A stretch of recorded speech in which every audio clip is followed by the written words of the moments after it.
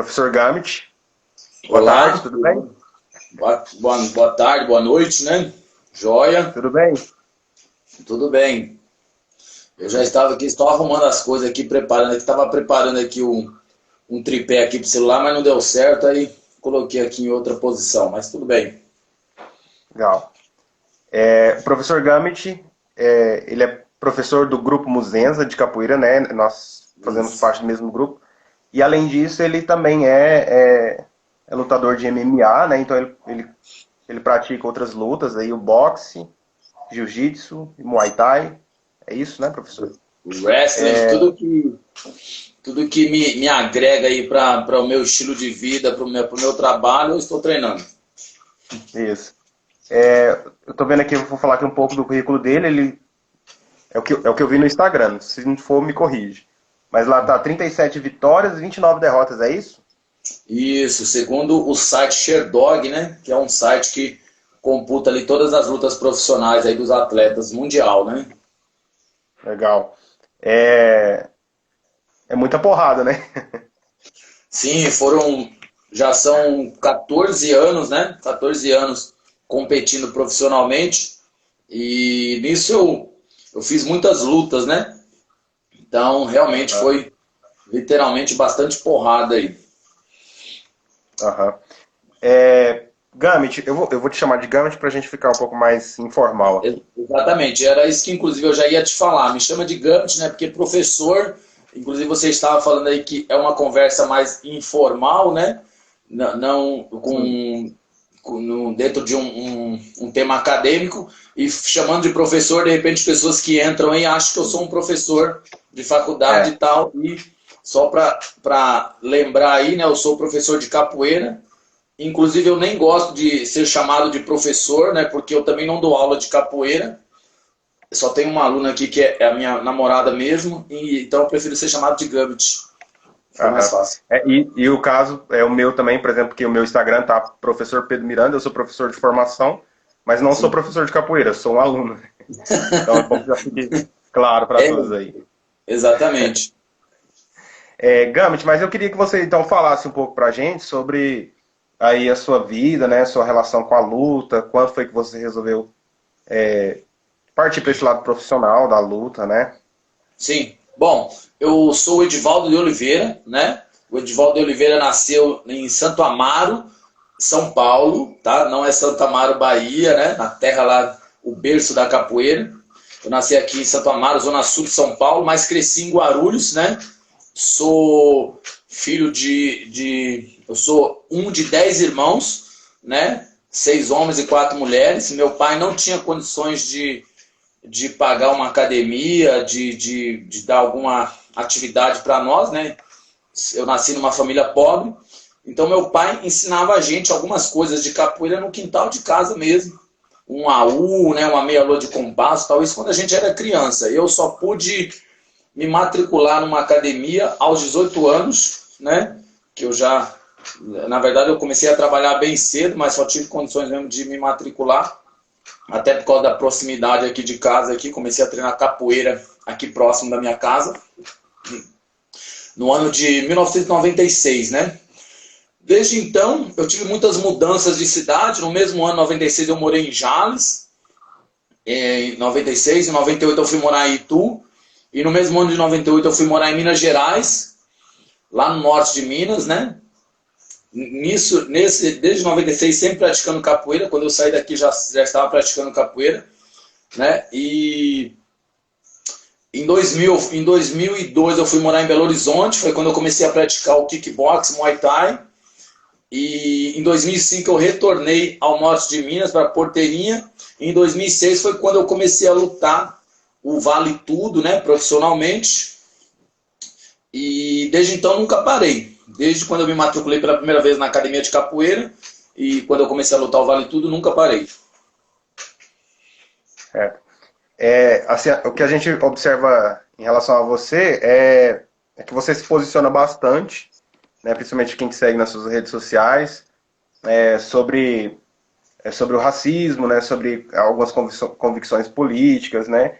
Tanto que nas suas redes sociais você se intitula como ateu, anarquista, antirracista e antifascista. Então, assim, Exatamente. é uma série de convicções, né, que mostra pra gente que a gente deve ter algum posicionamento, né? Então, eu queria que você falasse um pouco sobre essas suas convicções, assim, o que você pensa um pouco sobre isso. Então, é verdade, né? A gente aproveita esse novo recurso, né? Essa nova ferramenta que nós temos, mas, inclusive, você estava falando aí, né, que atualmente a gente vive uma situação bem difícil e tal, mas, na verdade, né, eu já tenho 44 anos e eu tive um contato assim com o movimento punk, né? As ideias anarquistas já desde os 14, 15 anos de idade, então, ou seja, foi lá nos anos 90, né, onde a gente não tinha esse recurso. Eu acredito que você acho que nem tinha nascido ainda, inclusive. Quando eu tinha 14 anos, eu acho que você nem tinha nascido. Tem quantos anos mesmo? Eu tenho 27. Então, você não era nascido ainda, Não. né? Posso falar com mais firmeza agora. Então, acho que aos 14 para os 15 anos, assim, eu tive meus primeiros contatos com o movimento punk, né? O movimento punk, ele surgiu ali por volta dos anos 70, né? Acho que simultaneamente entre Estados Unidos e Inglaterra, que foram ideias de jovens, né? Jovens pobres, na Inglaterra, por exemplo, filhos de proletário, que cansado, né? Cansado de uma comercialização, inclusive do rock and roll, né? Da música, de um estilo de vida comercial, eles criaram ali uma contracultura, né? Onde prevalecia sempre o faça você mesmo, né? Que em inglês é do it yourself, e aqui para nós é o faça você mesmo, ou seja, não espere não espere uma banda vir tocar na sua cidade, faça você a sua banda de rock, toque a sua música, não espere uma revista chegar até você, faça você a sua revista, né, que eram os chamados fanzines, né? Sim, fanzine. Então, na Isso. verdade, o movimento punk é isso, é um movimento autêntico, né, contracultural, né? E é como um amigo meu me disse, inclusive, né, nas postagens aqui, né? É o estilo de vida, né, que leva, enfrenta, né, todos os seus medos, né? Na verdade, é uma forma de divulgar a sua vida, né? Divulgar a vida, perpetuar a vida, certo? Então, a partir daí, ou seja, eu nem treinava nada, eu não lutava nada, mas eu já me identificava com o anarquismo, né? O ateísmo e naturalmente o antirracismo, né? O antifascismo. Então isso lá dos anos 90, isso ainda antes de atingir a maioridade, tá? Aham. É, é, você já falou um pouco sobre o movimento punk, né? Você acha que essa vivência sua nas lutas, e principalmente na capoeira, junto com esse movimento anarquista, você acha que isso te fez se conscientizar sobre a questão do racismo? Você acha que Sim, isso... sim, com certeza, né? Porque como eu falei, né? Muito antes dessas lives de Instagram que nós podemos fazer hoje aqui, né? Eu particularmente já venho falando contra o racismo, não sozinho, claro, né? Sempre existiram grupos, né? Inclusive nos anos 90 existia o projeto, né, Anarquistas contra o Racismo, que inclusive meu amigo Ivan Ribeiro acabou de entrar aí, tá dando um salve aqui. Então já desde os anos 90, né, na verdade, falar de racismo, né, o racismo é uma coisa que muito antigo, né, e não é de hoje. Hoje, naturalmente, nós temos aqui essas redes sociais que aproximam as pessoas, você pode falar, pode postar um monte de coisa ali na rede social, e às vezes um vizinho seu que nem sabia que você era um ativista antirracista, ele pode entender o que você pensa ali, né? Mas muito antes já a gente já vem falando sobre o racismo, sobre o antirracismo, na verdade, né? Tentando explicar as pessoas o que é o racismo e naturalmente nos posicionando sempre contra, né? Isso. Então, isso contribuiu muito. Na verdade, né, a capoeira, tendo a sua origem, né, tendo a sua origem ali numa luta de resistência que surgiu na escravidão, poxa vida, hoje em dia, a pessoa praticar capoeira e não entender essa luta de resistência, quando a gente fala de luta de resistência, na capoeira, por exemplo, as pessoas pensam que é porque ela resistiu ao tempo, né? Exato. Existe até hoje, ela resistiu ao A tempo, falta de né? consciência histórica, né?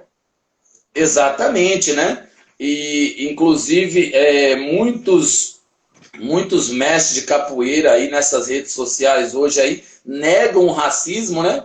Inclusive usando aquela premissa daquelas Exato. fotinhas editadas, por exemplo, do Morgan Freeman, né? Que é um ator negro americano lá, que segundo a publicaçãozinha ali, diz, né, que ele fala, é só a gente parar de falar de racismo que ele Que o não racismo existe, desaparece. que ele não vai existir.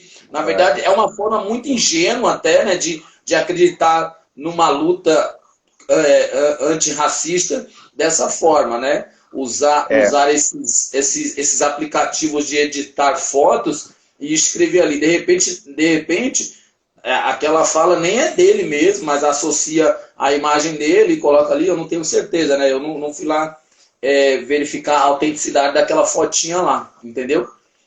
Uma questão também bastante singular que acontece no meio dos mestres de capoeira é a questão de talvez não querer tomar o assunto do racismo como se fosse um assunto político, né? Quando a gente sabe que o assunto, o racismo, ele ultrapassa o assunto do debate político, né? Então, se você vê, eu acho assim, não sei se você pensa nessa forma, mas eu vejo muitos capoeiristas, né, que acham que, por exemplo, que a conversa sobre o racismo é, por exemplo, uma conversa de partidos de esquerda, né? Então, sem essa leitura correta do que é o assunto. Sim, na verdade, né, eu penso que as pessoas, eu não vou nem falar os capoeiristas, né, eu digo as pessoas, elas ficam sempre tentando tirar essa associação de lutas sociais, essa contra o racismo, por exemplo. O Ivan que está escrevendo uma coisa É aqui, eu quero, isso. anota aí para nós, negros e negras, integrantes da cena narcopunk, descobrimos na cena, ou melhor, construímos na cena a nossa descoberta da chamada pertença étnica. Isso. É que às vezes aqui não sobe o negócio. Isso, verdade, Ivan. Mas então, eu vejo que as pessoas, né, não somente capoeiristas, elas sempre tentam desassociar, por exemplo, segmentos como música, né? Música, capoeira, filmes. Por exemplo, você vai. Recentemente, fãs da banda Rage Against the Machine descobriram que eles são uma banda política. Isso. Né? Assim como os fãs do Roger Waters, né, estiveram no show dele ali durante as eleições Exato. presidenciais aqui no Brasil e descobriram que as músicas dele também os shows deles eram políticos. Então as pessoas estão sempre tentando desassociar, né, a música, a capoeira, ou seja, a luta, por exemplo. Eu sou um lutador, né, profissional, eu entro nos eventos, eu escolho ali algumas músicas para fazer aquela entrada, eu pinto meus cartazes e tal, né? Uhum. E de repente as pessoas vão Tem tomar. uma foto sua nas redes sociais que ela tá bem emblemática, assim, porque você ergue um cartaz mais educação, menos armas, né? Exatamente, né? Que foi um momento, inclusive, acho que foi durante as eleições, não, foi bem no ano que, inclusive, esse presidente assumiu, né, que foi no mês de janeiro de 2019, né? Então foi um momento assim que eu acho que foi importante entrar ali, até porque teve uma transmissão ao vivo na televisão, né? E é uma Uhum. mensagem, na verdade, todo essas formas, essas mensagens que a gente posta, inclusive na rede social, transmite ao vivo na televisão, é uma forma de falar, ó, nós estamos aqui e nós não estamos sozinhos, né? Porque Exato. ali naquele momento ali foi só uma simbologia, né? Não vai transformar nada, mas vai causar um debate, né? Alguns vão criticar, outros vão apoiar e vão entender e falar, aquele cara tem uma posição, né? E não que eu queira me aparecer, porque como eu falei, nós estamos nisso já muito antes de rede social, né? Então, voltando à sua pergunta aí, né, que as pessoas têm esse costume de desassociar os eventos com essas causas sociais, igualmente, igual você falou, né, o mestre de capoeira, ele não só mestre, né, porque quando a gente fala de capoeira, a gente sempre Na lembra ali verdade, em dos geral. mestres, né, É, mas os capoeiristas, assim, muitos desassociam a capoeira com uma luta de resistência, com uma luta antirracista, né? exato. E É porque muitos, é muito eu mais acho que fácil deixar a luta para o outro, né? isso. Eu acho que a questão do racismo, ela assim, a coisa que eu fico às vezes pensando no trabalho que os mestres de capoeira, os professores de capoeira têm para repassar a história da capoeira, né? Para dizer como que a capoeira surgiu e tal, e como que ela está relacionada com a luta dos negros, né? E aí você vê uma pessoa que ela nega totalmente os efeitos da escravidão, né? Porque o racismo ele é um efeito da escravidão, né? Sim. No Brasil. E aí eu acho que é por isso que é importante, né, esses momentos assim, né, de pessoas, por exemplo, como você, que é alguém que não deixa de ser um destaque, né, no meio que você participa, né, que você é profissional, e então as pessoas param para ouvir, né, as pessoas param, não, vamos ouvir o que tem para dizer. E às vezes quando a pessoa não se posiciona, né, ainda que seja para poucas pessoas ouvir, a luta perde essa força, né? A luta do racismo perde essa força. Né? Então, se a gente for observar essa história da capoeira ao longo do tempo, né? Aí a capoeira ela sobrevive ao racismo, né? Porque Sim, a gente tem uma sequência de atos que eliminação do negro da sociedade brasileira. E a capoeira ela é a resistência, né? Por exemplo, o Gilberto Freire, né, que escreve Casa Grande e Senzala, ele fala muito bem que o negro só tinha a arma mais potente que ele tinha era senão os seus pés e as suas mãos e a sua cabeça. Né? sim. É, né? Assim como o meu amigo Ivan aqui está falando aqui, é que eu gosto de ler, mas assim como o meu amigo Ivan aqui falou que muitos, né, punks negros saíram do armário e tal, né? E na verdade, eu entendo que muitos capoeiristas também saíram do armário, né? Mas de forma que sair do armário que a gente entende sempre que a pessoa, né, ela preferiu se autodeclarar, né? Isso. Na verdade, dá para usar aqui também, né? Porque, na verdade, a pessoa, ela auto se declara que ela só praticou a capoeira ali por causa daquela adrenalina, né? Vendo a capoeira como uma arte marcial apenas, né? Ela não Exato. entendeu. O Ivan aqui acabou de falar sobre o Mestre Pastinha, o pessoal está aqui falando sobre o Mestre Pastinha, da luta de Mestre Pastinha, né? E, naturalmente, é como eu disse, né? As pessoas gostam de deixar a luta sempre para o outro, né? A luta sempre para o outro. Eles leem sobre o Mestre Pastinha, eles veem os poucos vídeos que tem sobre, mas o João Pequeno, o João Grande, todos, né? Todos com certeza tiveram ali a sua situação, que sofreram discriminações e lutaram o tempo todo, porque eles são a ligação da escravidão com a gente aqui hoje, né? Sim. Mestre Pastinha recebeu a capoeira da escravidão, né? Ele recebeu a capoeira da escravidão e a manteve ali e foi passando para os outros mestres que chegou até nós, né? Talvez ali É. por mais umas 3, 4 gerações, né? Sei lá. É. O,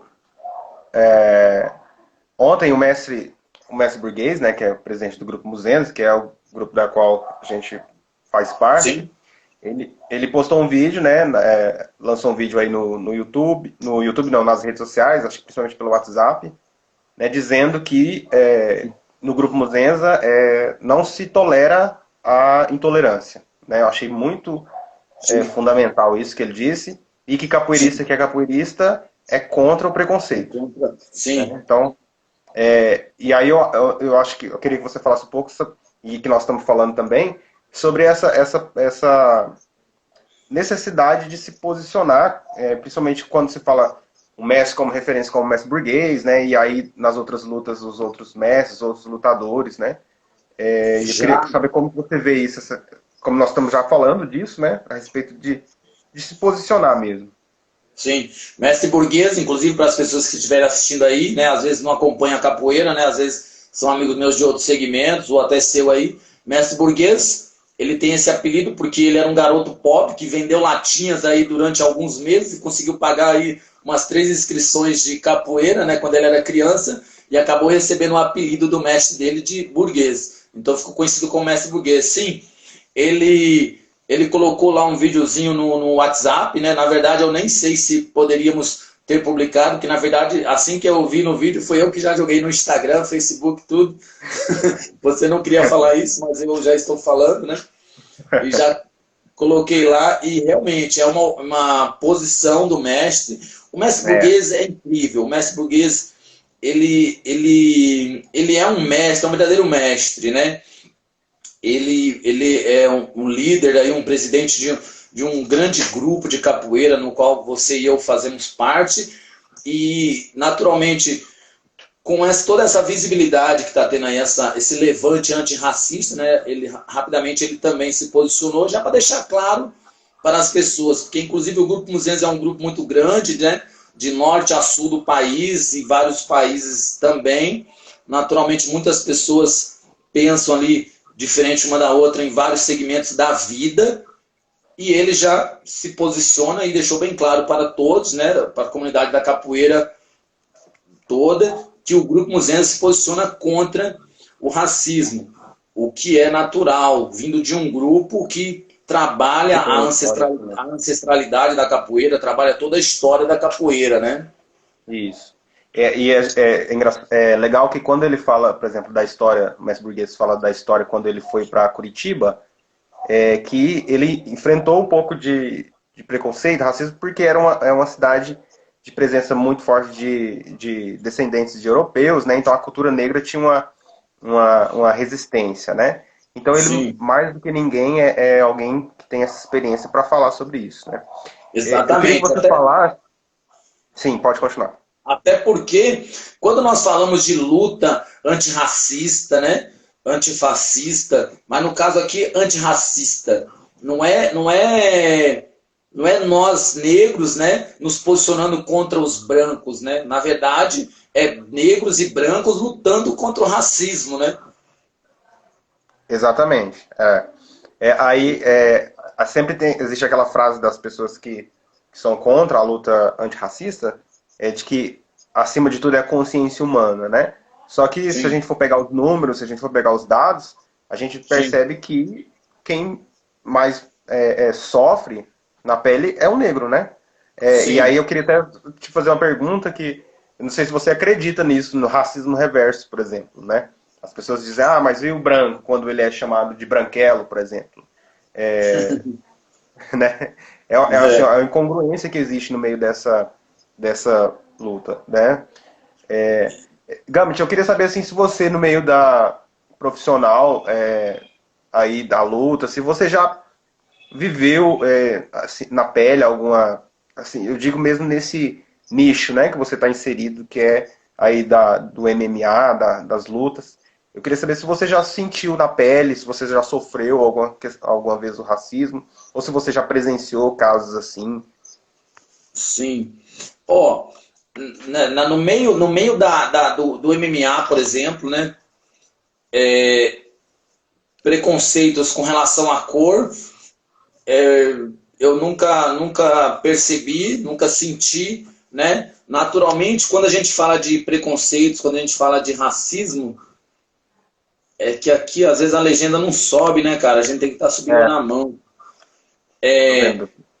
eu acho que no meio das artes marciais, acho que no meio da sociedade em geral, né? Quando a gente fala de preconceitos, existe também a homofobia, né? E existe muitos outros tipos de preconceito. Nas artes marciais, naturalmente, é, a gente sente que muitos são homofóbicos mesmo, né? Mesmo que não se assumem, natural. E não é natural, né? A pessoa não é natural a pessoa ser homofóbica. O que eu disse que é natural é a pessoa não se assumir. Porque muitos vão falar, ah, não, é como aquela velha colocação racista, né? O cara ele é gay, mas ele é legal, ele é isso, aquilo, mas ele é Sim. legal. Enfim, é uma coisa absurda, né? É o Eu até racismo, né? tenho amigos que é. Sim, é o racismo estrutural, né? Aquele racismo que foi ensinado e que as pessoas se acostumam com aquilo, né? Desde as piadas e desde essas colocações, né? Mas nas artes marciais, assim, com relação à cor, eu nunca senti e eu não percebo, não. Aqui, inclusive, né, a capoeira, voltando a falar aqui de capoeira, quando o mestre Bimba apresentou a capoeira, né, ao presidente Getúlio Vargas, ele a colocou, ele a considerou, né, um esporte nacional justamente para quebrar essa rebeldia, essa ideia de resistência da capoeira, né, colocando ela como um esporte nacional. Porque, na verdade, o racismo é um dos braços do capitalismo. Sim, Quando, né, um dos braços do capitalismo. Então, todas as lutas de resistência, aquele sistema capitalista, ele abraça, ele absorve aquela resistência e a transforma num jogo comercial. Uma forma de manipulação e uma forma de conter aquele sentido revolucionário, que seja da exatamente. música, que seja da capoeira. Então, na verdade, ele considerou a capoeira o esporte nacional para que ela fosse considerada um esporte, não como uma luta de resistência, né? Exato. Alguém comentou aí a respeito disso, né? Aqui mais pra cima, eu não consegui achar agora, mas a respeito do samba, né? Sim, Da foi o própria próprio Ivan. capoeira, Foi o meu amigo foi Ivan que está aqui o Ivan, né? acompanhando, né? Então, assim, e principalmente nessa época aí, a época do Estado Novo, né? Da implantação do Estado Novo, Sim, é onde você tem essa institucionalização das políticas racistas, né? Então era pegar isso que era a cultura negra, que o Estado Novo chamava de brasilidade, e transformar em algo, como você disse, exatamente comercial, né? E quebrar essa, como que eu posso dizer? Esse sentido de luta, né? Esse sentido de resistência que sim, essas manifestações tinham, né? Tanto a capoeira, quanto o samba, quanto as religiões de matriz africana, né? Então, sim, esse foi um dos papéis do Estado Novo. Né? Então, quando a gente vê aquela foto emblemática, por exemplo, do mestre Bimba apertando a mão do Getúlio Vargas, né? Ali era um sim. trabalho do Getúlio Vargas exatamente disso, né? Enquanto isso, para o Brasil vinha chegando pessoas que eram descendentes de europeus, né? Num projeto de branqueamento da população brasileira. Sim, e hoje, né, o que nós estávamos falando aqui sobre os capoeiristas, né, eles divulgam aquela foto como um grande auge da capoeira, né, onde Mestre Bimba, né, o revolucionário Mestre Bimba, por ter sido o criador da capoeira regional, tal, toda aquela história que nós já conhecemos, e ele revolucionou, aliás, segundo essas pessoas que negam, né, a legitimidade da capoeira como luta de resistência, eles consideram ali um auge, né, da capoeira quando o mestre Bimba apresentou a capoeira ao então presidente Getúlio Vargas, né? Ali, eu acho que acontece ali um momento muito dual, né? O mestre Bimba, ele cria um método, né? Isso revolucionou muito o ensino da capoeira no mundo, mas você tem um aproveitamento político, né? Daquilo. Né? Um aproveitamento político por parte dos governantes da época, né? No caso, o presidente Getúlio Vargas. Então, o mestre Bimba ele Sim, foi, de fato, um revolucionário da capoeira, isso não é inegável, né? sim, Mas houve ali um aproveitamento político, né, da capoeira. E não foi só a capoeira que aconteceu isso, né? Aconteceu também com o samba, aconteceu também Sim, com o candomblé, né? Então isso que o Ivan está reforçando assim, né? Então tirou-se um conteúdo político disso, né? E isso é exatamente. interessante que as pessoas saibam, né? Os capoeiristas precisam saber disso, né? Que a capoeira ela tem uma essência de resistência, né? E que o sistema, tanto o sistema político, econômico, judiciário principalmente, né? Quando a gente vai falar, por exemplo, da lei da vadiagem, que foi reforçada no Código Civil de 1941, né? Que aumentava a repressão contra os capoeiristas. E isso precisa ficar claro, né? Na cabeça dos capoeiristas, que de fato a capoeira é uma luta antirracista e que a gente precisa trabalhar com isso, né? É uma arma, a capoeira ela é um instrumento de defesa. Sim, e é tipo assim, né, meu amigo? Nós estamos aqui conversando aqui agora, né? Os nossos amigos estão aí participando aí, inclusive o Contramestre Guerreiro, né, do Grupo Muzenza também, o Ivan, que eu Ah, o conversei contramestre bastante com mineiro. ele essa semana, inclusive ele que me passou aqui bastante links, né? Antigamente, né, a gente tinha que pegar os livros para ver, né? Hoje em dia, com todos esses recursos que a gente tem, ó, meu amigo, eu entrei em contato com o Ivan, falei, ó, me passa aí algumas matérias, né? Porque, embora eu seja naturalmente um antirracista, né? A gente precisa tá reformulando nossas ideias o tempo todo, né? Para legitimar nossa luta antirracista. Eu não fiz faculdade, eu sou, assim como todas as pessoas do mundo deveriam ser, um antirracista, né? Desde então, na verdade, eu sou um autodidata, né? Eu sou um autodidata, sempre participei aí de movimentos, sempre fiz coisas para mim. Eu vou falar com você aqui, nossos amigos vão participar aí, e a luta vai continuar além daqui. A luta antirracista é no meu dia a dia, né? É no meu dia a dia, é no seu dia a dia, junto com esses recursos que nós temos hoje, nessas postagens, né? Porque hoje a luta se torna muito virtual, né? Exato. Como eu falei, né? O meu amigo, ele não mora aqui próximo de mim, eu não tinha como ele me enviar livros, né? Então, naturalmente, me enviou links de matérias de grupos antirracistas que estão sempre ativos, né? E, É, inclusive, uma forma de continuarmos a nossa luta, na verdade, é através da educação. Do dia 13, né, do dia 13 de maio, né, de 1888, né, onde foi assinada a Lei Áurea, o povo negro, né, foi simplesmente jogado, aonde já não poderia mais mantê-los como escravos, eles os expulsaram das fazendas. Quando escravos, né, eles ainda tinham ali os seus trabalhos forçados, sem liberdade, e tinha ali os restos das comidas para comerem, né?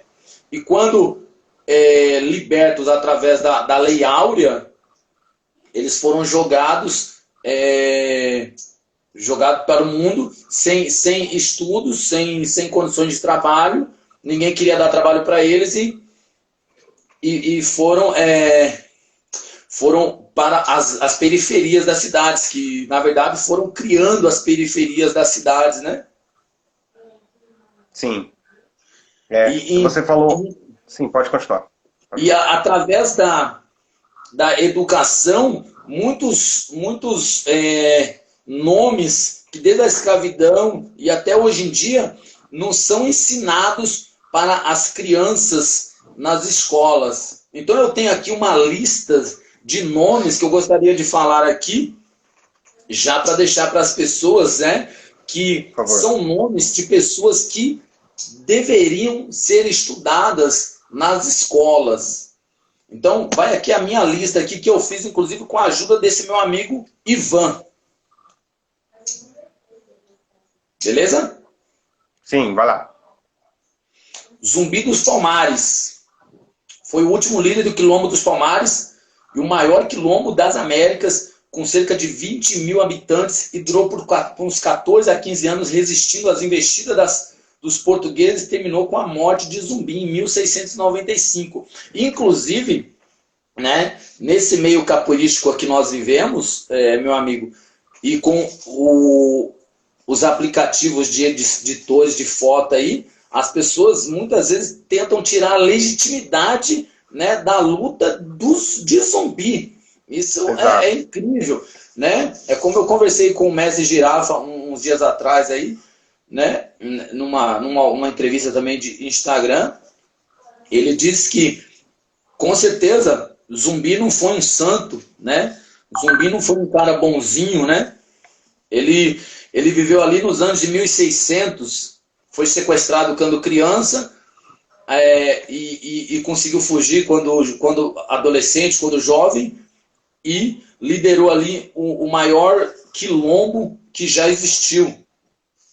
Então, com certeza, ele cometeu erros, porque ele sofria ameaças o tempo todo, né? Com certeza ele cometeu erros, mas nada me tira do meu coração, da minha ideia, de que Zumbi foi um grande símbolo da luta contra o racismo ali ainda no começo, né, da escravidão, que começou ali por volta de 1500, nos anos de 1600 ele existiu. Só que aí as pessoas capoeiristas fazem aquela fotinha aqui de edição aqui nos aplicativos e coloca ali que Zumbi era um escravocrata, que Zumbi era isso, aquilo, inclusive comparando com o Luiz Gama, que também foi um outro abolicionista, né? Não que um foi melhor que o outro, mas as pessoas conseguem tirar a legitimidade de um nome tão importante na luta durante a escravidão, né? Como eu disse aí, o Mestre Girafa, assim como eu imagino, e muitas pessoas também, acreditamos que Zumbi não foi um santo, ele não foi não dava nem para ser, né? E também tem Dandara dos Palmares, que foi, né, uma das líderes do exército feminino de Palmares, Dandara de Palmares. E quando o quilombo foi tomado, ela se suicidou para não ser escrava, né? Para não ser escrava, ela preferiu o suicídio. Machado de Assis, que é um grande escritor aí que a gente acompanha, né, que foi um dos maiores escritores do Brasil, Machado de Assis. André Rebouças, que inclusive muitas avenidas e túneis aqui em algumas cidades, né, São Paulo, Rio de Janeiro, levam o nome dele e muitas pessoas não sabem o porquê, quem foi e o porquê do nome, né? Foi um engenheiro abolicionista e criou, junto com Machado de Assis, Joaquim Nabuco e outros abolicionistas, a Sociedade Brasileira contra a Escravidão, né? E como eu já disse aí, leva o nome de algumas avenidas e túneis, né? O túnel Rebouças aqui em São Paulo, por exemplo, André Rebouças. Tem o Teodoro Sampaio, né? Que também um engenheiro, ajudou a fundar o Instituto Histórico e Geográfico de São Paulo e a Escola Politécnica da USP, e trabalhou por anos para comprar a carta de alforria da mãe e dos irmãos. O Afonso Henrique de Lima Barreto, o Lima Barreto, escritor, denunciava o racismo e a desigualdade no Rio de Janeiro. Deixou uma obra de 17 volumes e nunca recebeu nada por eles, e o seu reconhecimento veio somente após a sua morte. Carolina Maria de Jesus, escritora não reconhecida, teve um de seus escritos com mais de 100 mil exemplares vendidos em 40 países e morreu pobre aos 62 anos. Abdias do Nascimento, além de ator, teatrólogo, ativista, também foi deputado, senador, sempre ativista contra o racismo. Milton Santos, um dos geógrafos mais conhecidos do mundo. Hã? Meu colega de trabalho, geógrafo. Isso. Um dos geógrafos mais conhecidos do mundo, um cidadão do mundo, recebeu 20 títulos de doutor honoris causa, publicou mais de 40 livros e mais de 300 artigos científicos. Sueli Carneiro, Aparecida Sueli Carneiro, doutora em filosofia pela USP, já recente aqui, né? Uma das mais importantes pesquisadoras sobre feminismo negro no Brasil. Seu nome e ativismo foram relacionados à formulação da política de cotas e leis contra o racismo. Luísa Maim, considerada uma das maiores lideranças negras contra a escravidão na Bahia do século XIX, mãe do também abolicionista, né, Luiz Gama, que nós já falamos aqui, jornalista, escritor e um patrono da abolição do Brasil. E uns mais recentes aqui, inclusive a Sueli Carneiro, o antropólogo e professor Kabengele Munanga, brasileiro congolês, que está aí em plena atividade aí, em palestras e seminários, né? E sempre contra o racismo. Esses nomes, foi o que eu citei antes, que são nomes que deveriam, né, estar sendo estudados pelas crianças aí nas escolas, né, em forma de reconhecer os nossos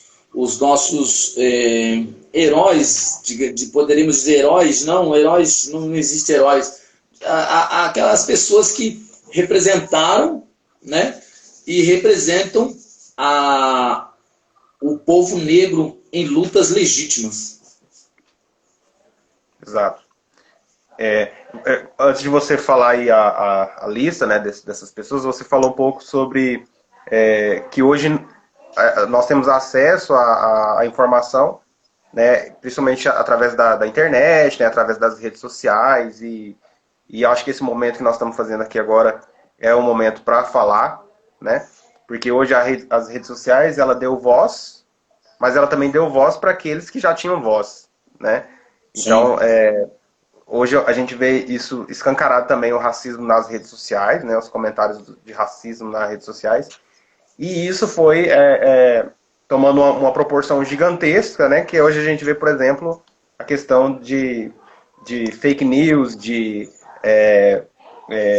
ataques virtuais a instituições, né, então isso foi tomando uma proporção muito grande, né, de pessoas que usam as redes sociais para expelir o seu ódio, né, o seu ataques às instituições, a pessoas públicas, a pessoas normais, a lutas, né, quanto à causa, por exemplo, como a causa dos povos pretos, né, a causa, por exemplo, a causa LGBT, então é muito atacada também, né, e nisso a gente tem hoje no Brasil um cenário político muito acirrado, né, isso acaba influenciando muito o cenário político, né, e essa propagação de ideias racistas que ela vai, como é esse o movimento do racismo estrutural, ela vai se reafirmando, se afirmando, até que isso torna-se, né, natural.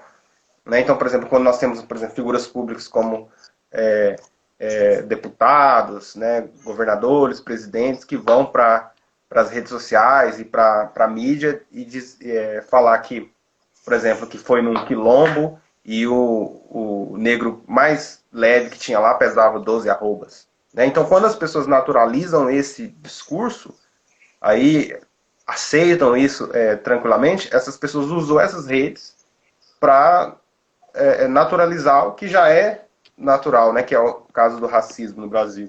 Né? Então, nós podemos dizer que o Brasil é um país, de fato, racista, justamente porque essas pessoas públicas, né, são pessoas que acessam o Estado, elas estão praticando isso, né? Eu queria que você falasse um pouco aí o que você acha do cenário político, né? O que você acha, se a gente vai ter alguma saída, essa saída do racismo, se ela se dá pela política, se você acha que não, que a política tem que ser deixada um pouco de lado e a gente pensar outras formas, outras estratégias para combater o racismo no Brasil. Bom, cerca de 53% da população no Brasil é negra, né? E, inclusive, apenas 12% dos negros têm um ensino superior, né? Eu tenho aqui alguns dados aqui que eu levantei essa semana, justamente para nós falarmos aqui, né? 75% das vítimas de homicídios no Brasil são negros, né? A cada 23 minutos, um jovem negro é assassinado no Brasil, os negros têm 2,7% mais chance de serem mortos do que os brancos, né? E agora, durante a pandemia, né, do coronavírus aí, os negros têm... o número de negros mortos por coronavírus é 5 vezes maior do que os brancos no Brasil, né?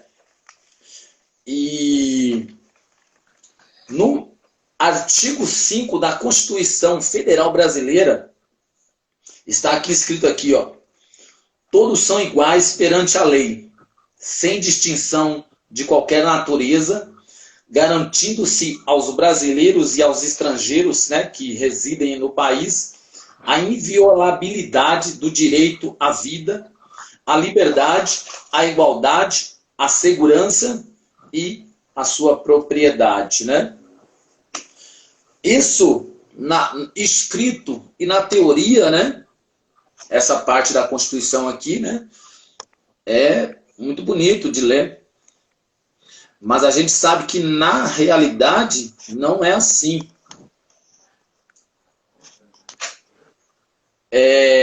Eu, como anarquista, obviamente não acredito em nenhuma forma de governo, né? Esse governo partidário.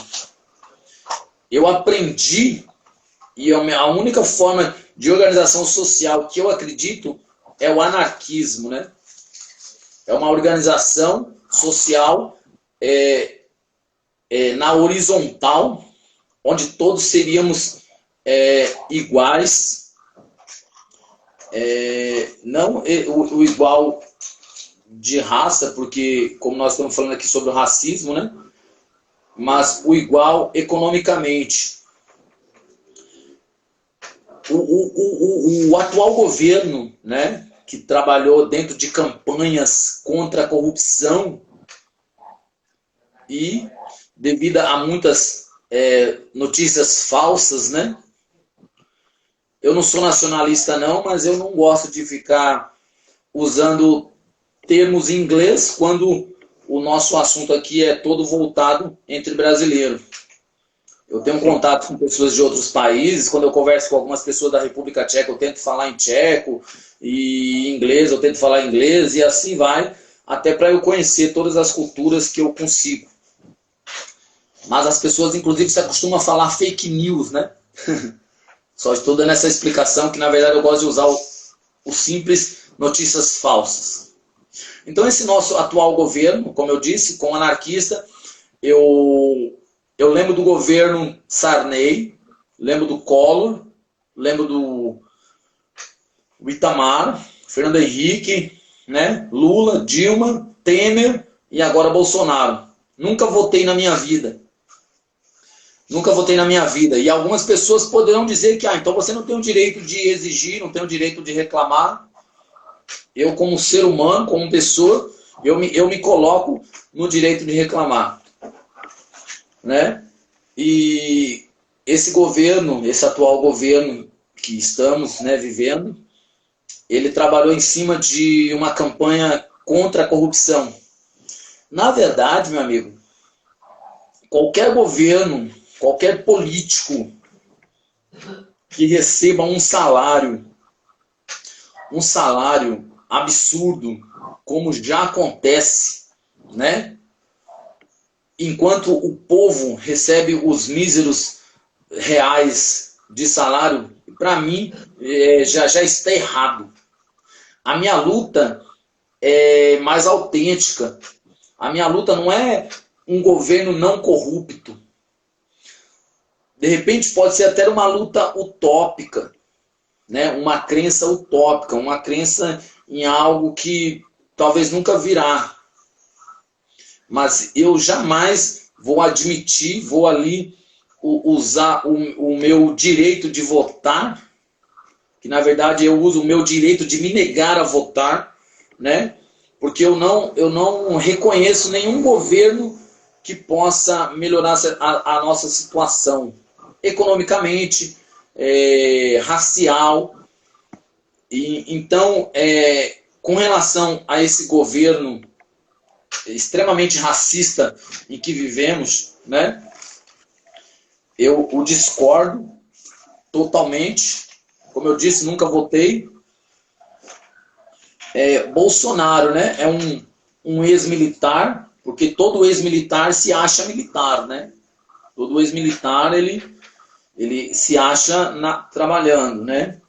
Tem muitos amigos, tem muitos amigos militares, né? Alunos que são policiais, sempre, todo mundo sempre tem algum contato, né? Com um militar, com um policial, tem muitos amigos. Inclusive, nesse meio que nós vivemos de rede social, né? Se a gente posta uma coisa, às vezes um amigo policial ali entende de outra forma, porque às vezes a gente escreve pensando numa coisa e a pessoa recebe a informação lá do outro lado diferente, né? Isso. Mas então, falando desse governo, por exemplo, né? Eu não entendo, cara, como as pessoas conseguem ficar postando, porque hoje, na verdade, né, a vida virtual é muito presente, né? Na nossa realidade, né? Entendeu? Sim. Essa questão do governo, né, e do que a gente posta ou fala, né, de fato isso tem muita dualidade, né, muitas coisas que nós postamos e as pessoas interpretam errado, né. Eu acho que a questão do presidente ser um ex-militar, né, isso também traz muita interpretação errônea do que é, por exemplo, ser militar, né? E Sim. às vezes a gente acaba, de tanto que ele e outras figuras que são militares, mas estão no meio da política, eles acabam Sim. produzindo na sociedade um certo estranhamento com o que é militar, né? Com o que aí dessa parte da segurança pública, né? Um exército, por exemplo. Então as pessoas acabam tendo um pouco de receio por conta disso. Enquanto a gente sabe que são instituições honradas, né? São instituições que é cercado da maioria de pessoas boas, né? Sim. E é por isso que acho que é importante, mais uma vez eu digo que é importante esse espaço aqui para a gente colocar os pingos nos is, né? E dizer assim, olha, nós estamos falando sobre esse assunto enquanto tem uma minoria lá que também fala e tem muita voz, né? Então, essas pessoas que falam as coisas conforme elas não são, elas têm muita voz e muito espaço. Então, por isso que é importante a gente dominar esse espaço aqui. Eu queria que a gente já Sim. está caminhando aqui para o final. Eu queria que você deixasse aí uma mensagem, então, para os seus Nós amigos temos aí. quantos minutos? Temos quantos minutos? Eu acredito que é só 1 hora, né? Sim. Tem Então quantos nós temos minutos aí? 4 minutos. 4 Então, minutos. o antigo, né, secretário da Educação, que o seu último ato como secretário de Educação, ele revoga uma portaria de 2016 para que as universidades cancelasse, né, cancelasse os planos de pós-graduação, mestrado e doutorado para os cotistas, né? O presidente da Fundação Palmares, que ele nega a legitimidade da luta antirracista. E o Carlos Alberto Decotelli, né, o novo ministro da Educação, que é um ex-militar, né? As pessoas ficam aí falando que o presidente não é racista porque ele vive contratando pessoas negras, mas isso, inclusive, é uma forma de manipulação, né? O presidente da Fundação Palmares, ele diz coisas que o presidente Bolsonaro branco não poderia dizer, né? O Contramestre Guerreiro está perguntando aqui sobre um áudio aí de um mestre falando que a capoeira é de preto e não de branco. No quilombo dos Palmares existia negros, né, e brancos que eram contra a escravidão. Nós falamos aqui no começo que a luta antirracista não é de negros contra brancos, mas de brancos e negros contra o racismo. Contra o racismo.